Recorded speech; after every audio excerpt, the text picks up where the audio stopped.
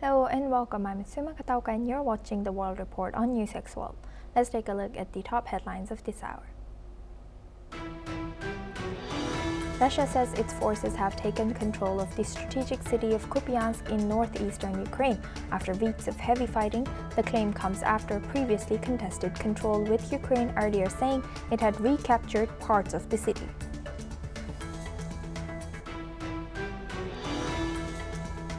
The United States offers NATO-style security guarantees to Ukraine as talks with European and Ukrainian officials show progress towards ending the war.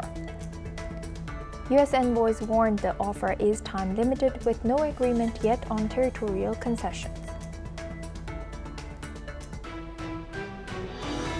Philippine immigration says the father and son behind Australia's deadly Bondi beach attack spent most of November in the country. Officials say the father entered the Philippines as an Indian national before returning to Australia.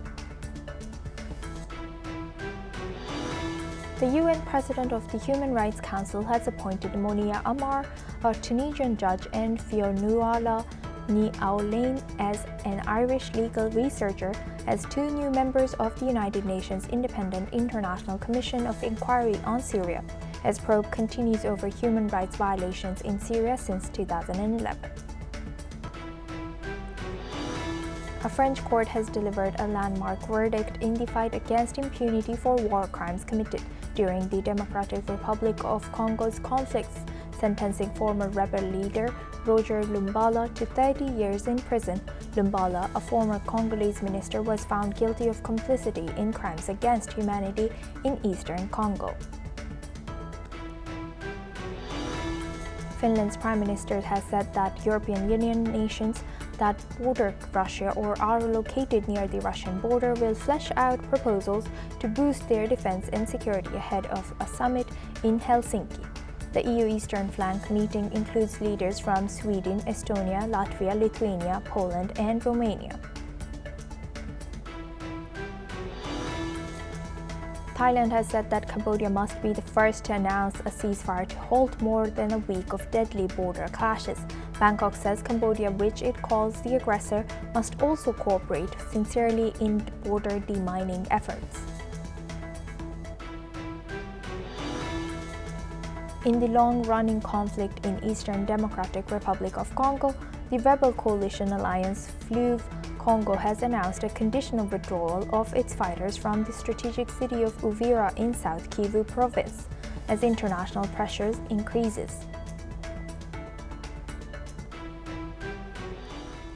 Now for this hour, we start with the Bondi shooting. Indian and international authorities have shared new details of the suspects in the Bondi beach mass shooting in Australia, which is being investigated as an Islamic State-inspired terrorist attack targeting the Jewish community. Indian police have said that Sajid Akram, originally from Hyderabad, India, had no criminal or intelligence record in India and that his family had no knowledge of his radicalization or any extremist mindset. Authorities have said Akram had limited contact with relatives in India after migrating to Australia, and that factors leading to his radicalization had no connection to India. Indian police have added that they would cooperate with Australian and other international agencies. Australian police have said that the December 14th attack was the country's worst mass shooting in nearly 30 years and left 16 people dead, including one of the alleged gunmen.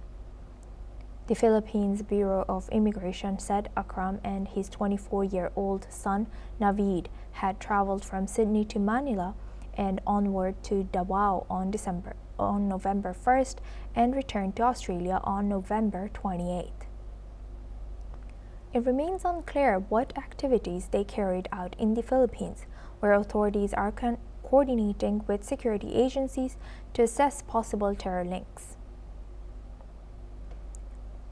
Now for this discussion, we welcome Mr. Mark Sutherland. He's a geopolitical commentator, joins us live from London. Thank you very much, Mr. Mark, for joining us again.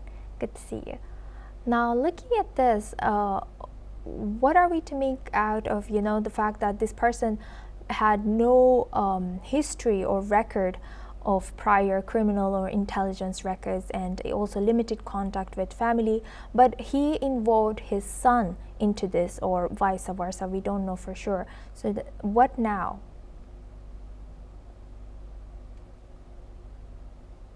Mark, you might be muted here. Muted, but yes, thank you. Hold on. Yeah, can you hear me now? Yes, can you hear perfect. Me now? Yes. Okay, Asuma, thank you. Unfortunately, in these events, as you say, there is always the background that we're then trying to follow. If my own understanding of this in regard to the look at this father and son, the youngest, the son, I think drew attention to what Australian authorities in 2019, after looking at him for 3 or 4 months, they then let that go. What we do know, as you've stated, 16 people are dead, including one of these terrorists, in regard to the appalling shooting that happened at just about 7 in the evening last Sunday Australian time, and 40 people are injured in various Sydney hospitals. That's what we can say. Absolutely outrage on Bondi Beach, one of the most famous, iconic beaches in the world. And the fact that the Albanese government, the administration, have then been warned that this kind of attack would then unfold. We've seen burning of a synagogue, another abuse of the Jewish people within Australia. And then if you have allowed various marches constantly with various flags that are not the Australian flag, then what do you expect? We could also say the same here, but in regard to the UK, as the awful incident a few months ago in Manchester, where 2 Jewish people of the synagogue there were then murdered, others injured, and a car ramming. I could go on, but I hear what you're saying when we are trying to find out why. Well, in many ways, we know why. That these two gentlemen then thought it'd be fit to then take 6. The younger one has a license for 6 arms, to then take guns down to Bondi Beach and kill Jewish people. That is what we are then looking at in this situation, Asuma. Right. Thank you very much, Mr. Sutherland, for sharing that. Please stay with us as we stay on this topic now. Following the deadly terror attack at the Hanukkah celebration in Sydney, the IDF has issued safety guidelines for soldiers traveling abroad. The Operation Directorate urges soldiers to avoid revealing themselves as military personnel and to be cautious about discussing the IDF or classified matters. Soldiers are advised to increase vigilance on personal security and avoid creating a digital footprint. The statement mentions an increase in anti-Semitic incidents, cautioning soldiers to stay away from pro- or anti-Israel demonstrations while in civilian spaces. Now for this discussion, we welcome back Mr. Sutherland. He's a geopolitical commentator, joins us live from London. Thank you very much, Mark, for staying with us. Now, looking at this, what do you think about the warning given towards the idea of soldiers? Do you think that would be enough to protect them in case, or protect them worldwide in case there's something like this again? Asuma, what we're looking at is the biggest rise in anti-Semitism in our lifetime. And we saw on the 7th of October 2023 the biggest attack on the Jewish people since the Holocaust. These are facts, and they are facts that are extremely sad that we are even having to discuss. But the hatred for Jews, the anti-Semitism that is stoked around the world, is undeniable, and this is where we're at. And it's perfectly understandable that the Israeli authorities will hand out warnings to their armed forces, but also to Jews around the world and to the Jewish people around the world. That's what Mossad, etc., do, which is finding out the intel, the amount of intel that they then gather and pass on to countries to stop other attacks on the Jewish people is undoubtable. That is what they've done in the past, I'm sure, and they will continue to do.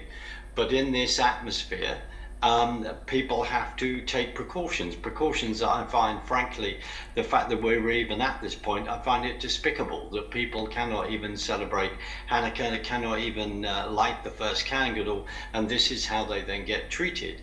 Going back to my comments in regard to what happened in Manchester, that was on the day of Yom Kippur. So the Jewish holidays, the dates, the timing, this is all deliberate and taken into account when these attacks happen. And that was an event. What's happened in Bondi, on the Bondi beach, is in a very, very public space. So it's no wonder that, quite rightly, that the Israeli authorities will issue the warnings that they have done to their forces and also to the Jewish people around in Israel and also around the world. Asuma. With that, I would like to thank Mr. Sutherland for sharing that. Please stay with us as we come back to you for a later discussion as well. Now, moving the focus on to Europe, Ukrainian President Volodymyr Zelenskyy, while addressing the Dutch Parliament ahead of a Council of Europe summit on reparations for Ukraine, says that the Russian President Vladimir Putin has publicly lied when claiming Moscow's forces had captured the city of Kupiansk. Kupiansk, which is a vital railway hub in the Kharkiv region, has been a highly contested area throughout the war. While Russia has repeatedly claimed its capture, mostly in November and December, meanwhile independent sources and Ukrainian officials deny this, indicating the city remains contested, with parts under Ukrainian control and ongoing counterattacks. Let's listen into what the Ukrainian president have shared. Last week, I visited one of our cities on the front line, yes, our city of Kupiansk. And it's a city in the eastern Ukraine, and the front line is now very, very, very, really close to it. And Putin publicly lied, claiming that Russian forces had already taken the city. So I went to Kupiansk myself to show the world Putin is lying. Now for this discussion, we welcome Mr. Mohammed Osman. He's an international relations expert, joins us live from Cairo. Thank you very much, Mr. Osman, for joining us again. Good to see you. Now, looking at this, how do you think, how close are we? As you know, we see both both saying different things, claiming different territorial concessions and claims. And how does this President Zelenskyy's insistence on, also we have seen from his talk in Hague, that accountability for a crime of aggression. How do you think all this complicates the diplomatic efforts aimed at achieving a peace between Ukraine and Russia now? Again, thank you for having me, Asuma. Always a pleasure to be with you. Thank you. Well, pertaining to Mr. Zelensky's statements lately, I think that, as the old saying goes, a very ancient saying, the first victim of war is the truth, actually. And so definitely there are always competing claims between the two belligerents, and the truth is usually somewhere in the middle. So when it comes to the city of Kupiansk, which is in Kharkiv, this is such a situation. And indeed, Russia did manage to control this strategic city. And just for the audience's more background information, the Kupiansk is a very strategic city in Kharkiv. It was controlled by Russia at the beginning of the war, and then Ukraine regained control over the town in its September 2022 counteroffensive against Russia, which witnessed Ukraine recapturing most of the Kharkiv Oblast.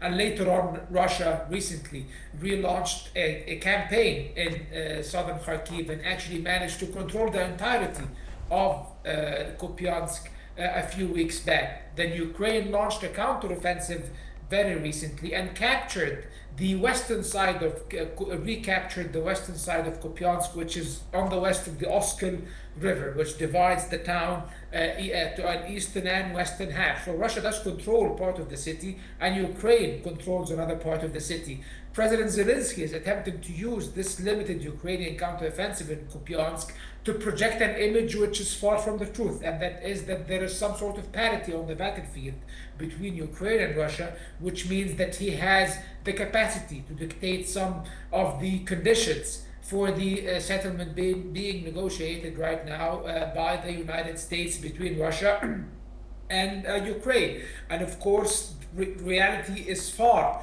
from the claims of President Zelenskyy, because basically Russia has been advancing throughout the entire front, and not only in Kharkiv. In the Donbass, Russia has advanced substantially. They have captured Pokrovsk, and contrary to Mr. Zelenskyy still claims that Ukraine controls Pokrovsk, which is completely false. All of the independent sources now do indicate that Russia controls the city of Pokrovsk. They control most of Minograd, and there are a few thousand Ukrainian soldiers trapped inside the central part of the town. They also recently Russia stormed the strategic town of Seversk in the Donbass. So Russia is advancing, and they control about 85% of the Donetsk now, and they are almost done with capturing the entirety of the regions that they have annexed in eastern Ukraine, at least on the Donbass. So this means that the situation on the field is dire, and that Russia is in a position to dictate its conditions for a settlement, basically, and Ukraine isn't even close to that. And Mr. Osman, how do you analyze current, how do you think how aligned are Ukraine and Russia in terms of peace deal right now? I think that the American assertion that 90%, according to Reuters, of the outstanding issues have been resolved, I think this is closer to the truth. I think that most of the issues have been settled. However, certain core issues are still disputed and could actually torpedo the entire peace process at the moment. Russia insists that Ukraine withdraw from the entirety of the Donetsk Oblast, the 50% that is still controlled by Ukraine, which is basically the cities of Slavyansk and Kramatorsk and Konstantinivka, and a few other towns. They demand that Ukraine evacuate them immediately. However, Ukraine says that it will not relinquish any territories that it did not lose on the battlefield. And also, Ukraine now says, and the United States even says, that they are ready to provide Ukraine with security guarantees that are equivalent to the Article 5 mutual defense obligations of the NATO Charter. This is something that certainly Russia would oppose, despite US claims, in my opinion. Yes, Mr. Osman, I will come back to you for the security guarantees discussion. Please stay with us. Thank you very much. Now, looking at the security guarantees, meanwhile, the Dutch Prime Minister has said that compensation for Ukraine is not part of current peace talks, stressing that the immediate focus remains on security and a ceasefire. Prime Minister Schoof also has said that discussions with the United States, Europe and Ukraine are centered on security guarantees, which he said are essential before Kyiv can hold serious talks with Moscow. He's added that any conversation about reparations would come after the war, once a lasting peace is secured. Prime Minister has also noted that rebuilding Ukraine will be a key priority and said frozen Russian assets are being discussed within the European Union as a possible way to support reconstruction. Let's have a look at what the Dutch Prime Minister has shared. No, it's not part of the peace negotiations. Of course, rebuilding Ukraine is. But we spoke yesterday about mainly about security guarantees and about the fact that the US, Europe and Ukraine are on the same page, and we have very good guarantees for the security, and therefore Zelenskyy can have serious discussions with Putin. But then we have to see if Russia, if Putin really wants peace, and we will see that. Quite normal that talks about reparation are being held after a war, but first we have to make sure that we got a ceasefire and a just and lasting peace.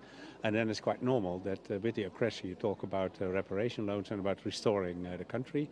And that's also part of the discussion we have in the EU when it comes to the so-called frozen assets. They are frozen because they are also meant to be for restoring and rebuilding Ukraine. Now for this discussion, we welcome back Mr. Mohammed Osman. He's an international relations expert, joins us live from Cairo. Thank you very much, Mr. Osman, for staying with us. You've kind of touched down on the security guarantees, but to what extent can proposed security guarantees, provide Ukraine with lasting protection and without escalating the conflict or undermining prospects? Do you think Russia will allow such?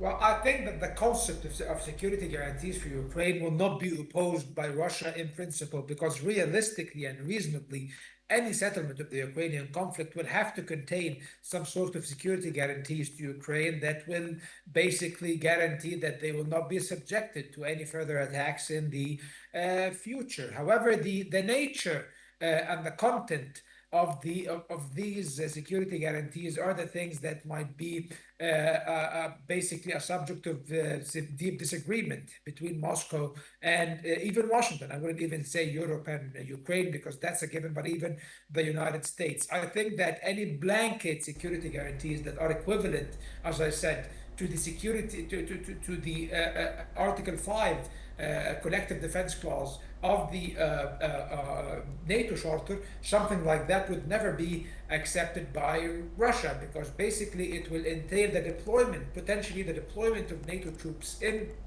or allow for the potential deployment of NATO troops on Ukrainian territories. And this was one of the root causes of the war. The idea that Ukraine might join NATO is actually one of the main reasons why Russia waged this massive war against Ukraine. So the idea that Russia, which is now winning the war on the battlefield, will allow any settlement that will actually give Ukraine membership privileges without them being ordained officially, this is something that I do not see Moscow accepting. Maybe security guarantees in their initial form, in the 28 plan, Trump plan that was proposed by the Americans, before, of course, they were amended by the Europeans and the Ukrainians.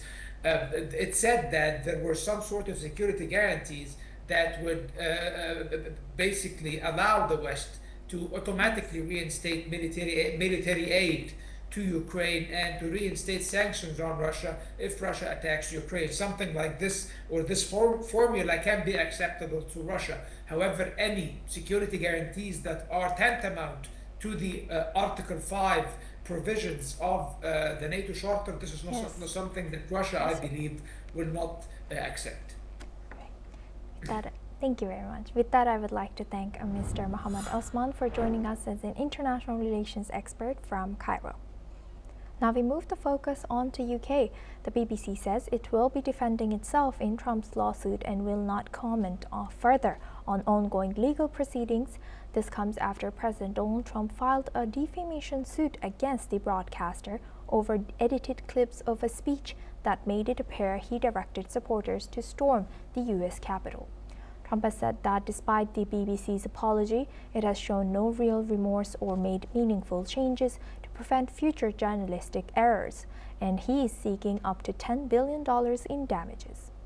The BBC has admitted an error of judgment, apologized to Trump, and acknowledged that the edits created a mistaken impression, but insists there is no legal basis for the lawsuit. Now for this discussion, we welcome back Mr. Mark Sutherland. He's a geopolitical commentator, joins us live from London. Thank you very much, Mark, for staying with us.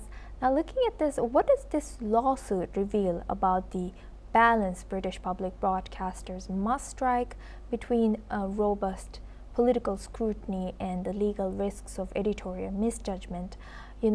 Should apologies and internal corrections be sufficient as an accountability now?